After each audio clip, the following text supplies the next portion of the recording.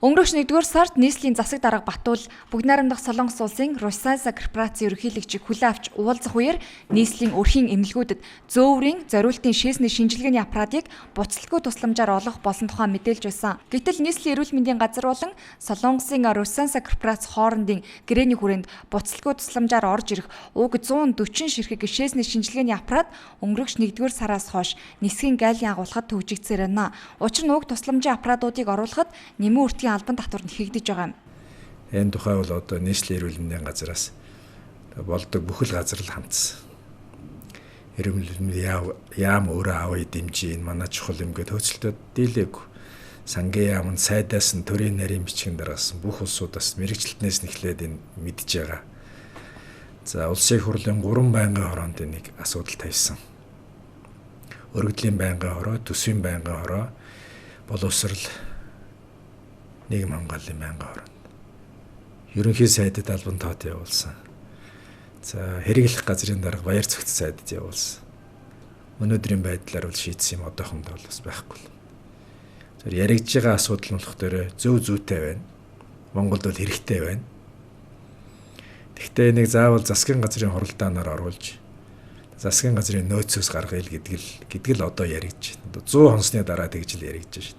Уг нь энэ аппаратыг өрхийн эмнэлгүүдэд суйрлуулбал өдгөө үүсээд байгаа очир дугаар бүрэн арилгах боломжтой гэж байна. Энэ аппарат нь цагт 700 хүний шээсний шинжилгээний хариу гаргаж, шинжилгээний хариуг интернет болон утсаар дамжуулан эзэнд нь хүргэнэ. Өөрөөр хэлбэл эмнэлэгдэр заавал өөрөө очиж шинжилгээний хариугаа авах шаардлагагүй болох юм аа. Тэгээ гэрт нь очиод иргэдэн байгаад шинжилгээг нь гаргах чинь иргэдэн 1 минутын дотор шинжилгээх нь хариуг нь өгчихнэ. Шинжилгээнийх нь хариуг нь өөрийнх нь утсанд нь хийгээд өгчихнэ. Интернет тавиад өгчихнэ.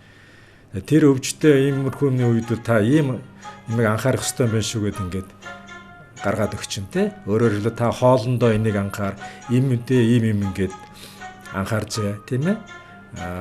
Эрүүл мэндэ ингэж анхаараар энэ тэр зөвлөгөөг нь өгчих байхгүй тэр өвчтөе.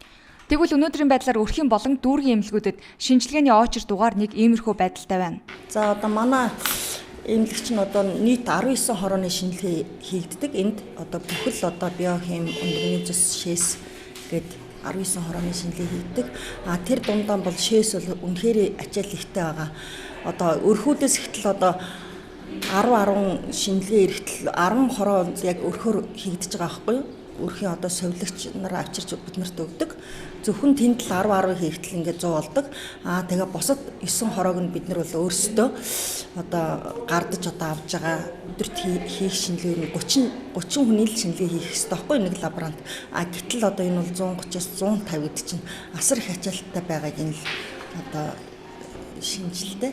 Ер нь бол аль талдаа л ер нь шинжилгээ өгөхөд бол айгүй хүндрэлтэй шүү дээ. Айлч дүүрэх, хороо, өрхийн эрүүл мэндийн төв дээр бол ялангуяа анхан шатны байгууллага дээр шинжилгээ өгч байгаа иргэд их ирнэ. Тэд нар маань дүүрэг дээр дамжиж өгдөг учраас айгүй их явдалтай, ачаал ихтэй, иргэдийн талаас тэр өрхийн эрүүл мэндийн төвийн талаас ч тэр айгүй их бухимдалтай байдаг л да. Нэг өдөрт шинжилгээ өгөхөөр 100-аас 150 гаруй хүн очир дугаар үүсгдэг байна. Энэ хэрээр иргэдийн бухимдалч их байдаг гэж байгаа юм. Тийм.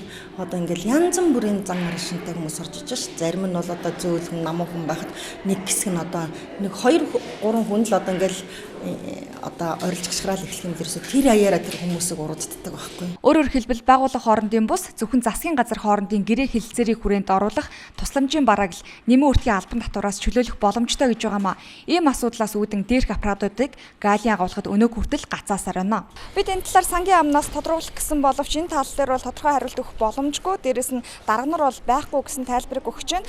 Хамгийн гол нь бол өнгөрөх 1-р сард албан бичиг хургуулсан яг тэр байр суурин дээр байна. Тэр байр суурь нь юу вэ гэвээс зөвхөн албан байгууллага хоорондын тусламжийн барааг бол нэмэн өртгийн албан татвараас чөлөөлөх боломжгүй гэсэн албан бичгийг 1-р сард хургуулсан учраас яг тэр байр суурин дээр байгаа гэсэн зүйлийг ярьж байгаамаа.